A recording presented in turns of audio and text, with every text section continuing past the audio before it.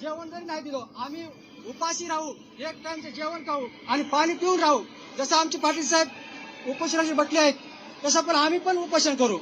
आमचा इथला बसलेला आमचा जो समाज आहे आज रस्त्यावर आहे.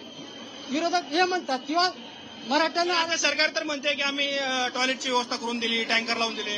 हो ते पण त्यांचं बरोबर आहे. तुम्ही आता तुमच्या मीडियाच्या समोर तुम्हाला मी नेऊन दाखवतो. एक 5-50 टॉयलेट इथं जमा केलेत, पण आज लाखाच्या संख्येनं इथं मराठा बांधव उभा आहे. त्यांनी कुठं सोय करायची? यांनी आता आमचा पाऊस नाही. आम्ही जर अंत सोडला तर आम्ही रस्त्यावर सुद्धा टॉयलेट करू. याची सगळी जिम्मेदारी ही शासनाची राहील आणि महानगरपालिकेची राहील. आज 3रा दिवस आहे.